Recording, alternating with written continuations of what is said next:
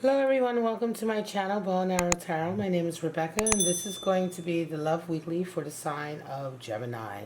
So let's get into it, Gemini. This is a relationship outlook for you and the person in your life. Let's see what that relationship is all about this week. So it's a weekly snapshot. It's not going to be for everyone. And please just take what is, resonates with you, what relates to your relationship. Now, again, sorry for any background noise, guys. Like, totally, I always say that. I have to apologize living in the city.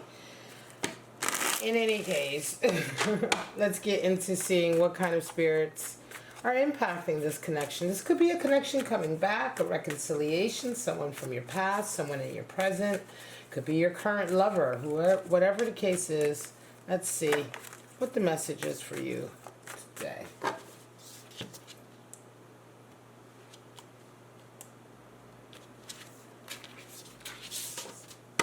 Alright, straight out we have Spirit of the Crystal Ball, Spirit of the Dwelling Place, and Spirit of the Fog. Wow.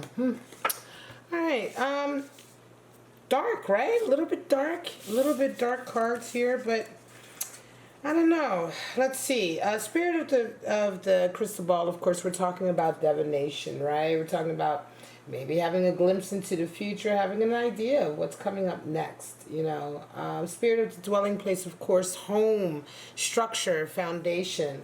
And then we have Spirit of the Fog, and this is interesting, confusion, cloudiness, right? Not really being sure, unclear, fog, being caught in the fog. So there's a little bit of uncertainty here for some of you, Gemini.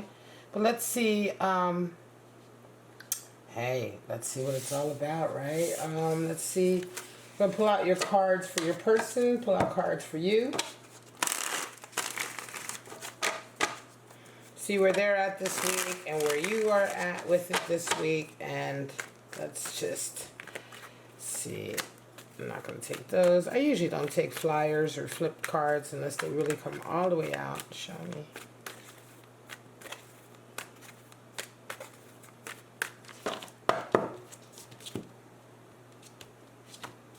Alright, Gemini, we have person resonating with, there you go, this card almost came out, there it is, Nine of Swords, and you, Four of Pentacles. That's how you guys are coming into the week. Your person sees you as Two of Wands, and you see them as a Five of Pentacles.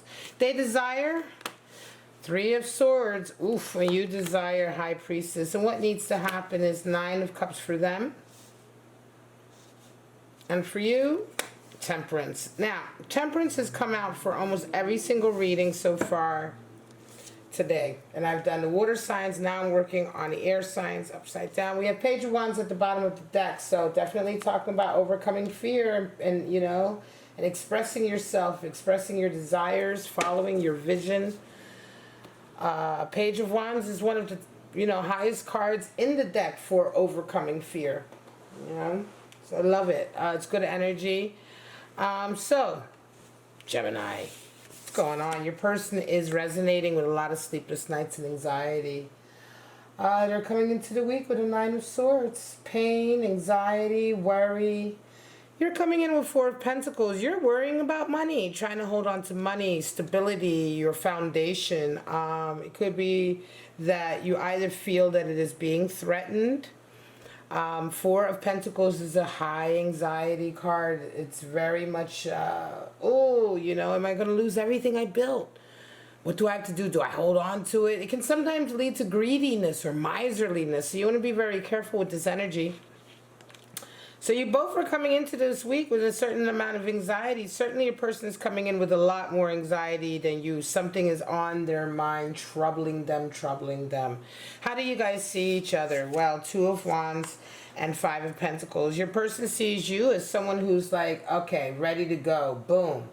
Right? Gemini, that Aries, it's sort of crazy air energy that you have, windy energy that the Gemini can have.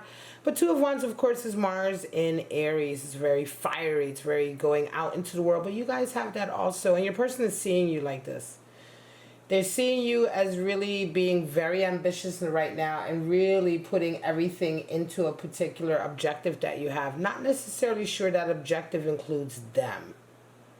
Might be why they're having so many sleepless nights. I think they may be feeling that you are pulling away and moving towards something else in your life that doesn't include them.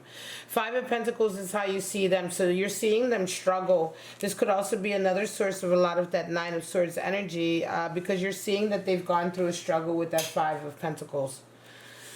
Five of Pentacles is that energy of having to sort of rebuild yourself after going through a dramatic split with someone, or a power dynamic you've had with someone or a group of people, maybe at work or even in a marriage falling out. Some kind of power dynamic where you're ultimately the one who pays the price, and you're now having to sort of take all these steps backwards and rebuild yourself. And this is how you're seeing your person. Another reason for a lot of that anxiety, they may have been really hit most recently financially, just like so many of us have been. Five of Pentacles has come out a lot for people in all kinds of readings for all across the board for all signs. So, yeah. Interesting that you're worried about your money. You know that they're going through money problems. This could be someone who's coming into your life who you're not really sure of their intentions, or you may already have experience with them. And you already know how this is going to go. Here's where it gets even more interesting. Your desires, they desire Three of Swords, you desire High Priestess. Well, Three of Swords is betrayal. And no one desires betrayal. So when Three of Swords comes up in a position of desire, oftentimes I feel as though it is a desire to fix this. This could be someone who's hurt you in the past, and they're trying to get back, and they're trying to really, really make up for a betrayal that they've caused. You know, they're really trying to address it, and that's really what they want to do. I think this may be somebody who's desperately trying to sort of come back. They're worried, though. Nine of Swords, sorry. But you are desiring High Priestess. So for you, it's like you kind of are... You're kind of like really wanting to sort of go with your gut. You're wanting to go with your gut. You trust your gut. You trust your intuition. I think that you know that this person perhaps doesn't mean you any well. They've betrayed you in the past. They're going through financial difficulty, and you yourself are wondering about your own financial stability. You certainly have more stability than they do. And I think that you are kind of like just really, really wanting to like...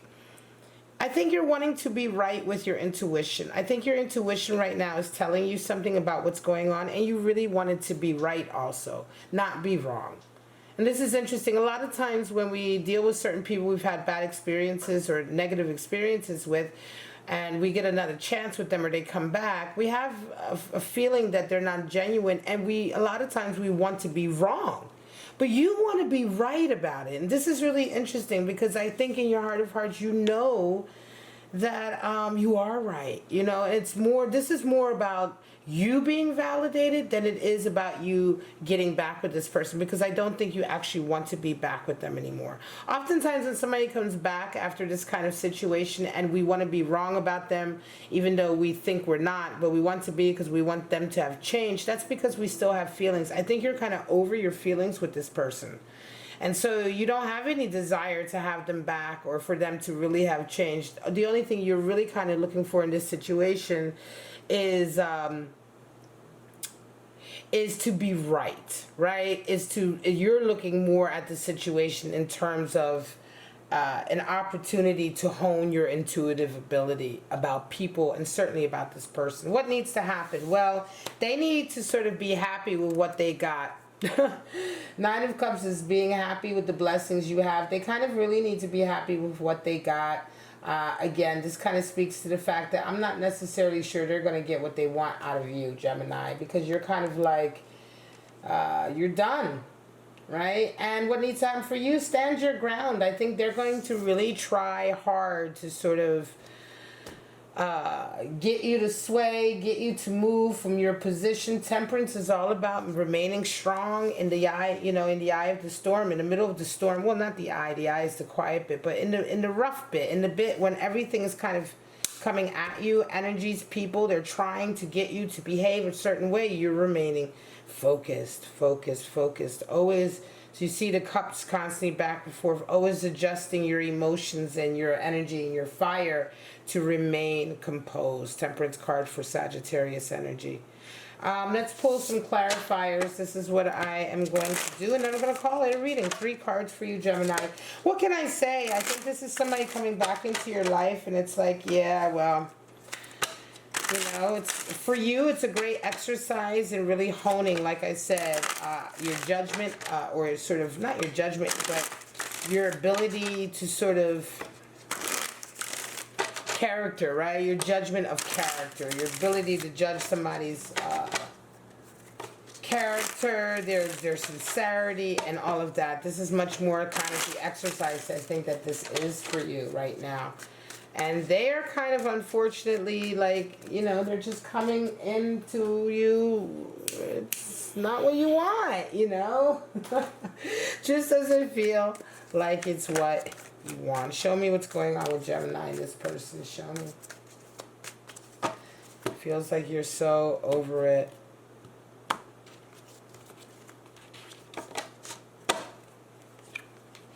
Yeah, 9 of Swords.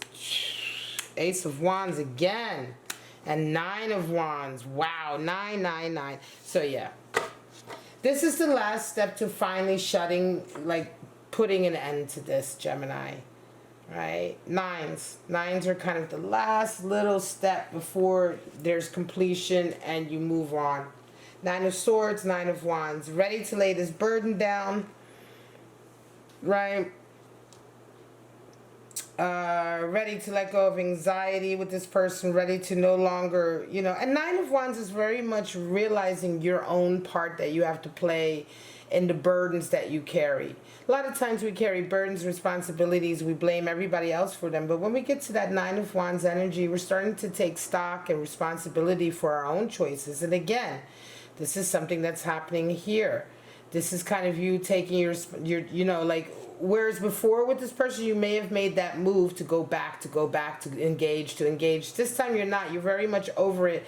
And part of this time also is that 9 of Wands energy of sort of finally taking responsibility for your own decisions and how you've constantly, or maybe constantly, have perpetuated this kind of this relationship, right, that you no longer want. Very much the last step of completing, putting a line under this and a period behind it. It's very nice indeed, actually. It is a feeling of freedom. And certainly going to allow you to sort of let go of someone, I think, that has probably been holding you back from finding a better, deeper love going forward. All right, Gemini, I'm going to leave it at that. I hope you enjoyed it. Please like, subscribe, and share. Don't forget to leave me comments and all of that good stuff. But for right now, thank you so much, Gemini, for checking out Bow and Arrow Tarot. You know how much I love you. Have a wonderful week. Stay safe. Stay healthy. Most of all, stay kind to each other.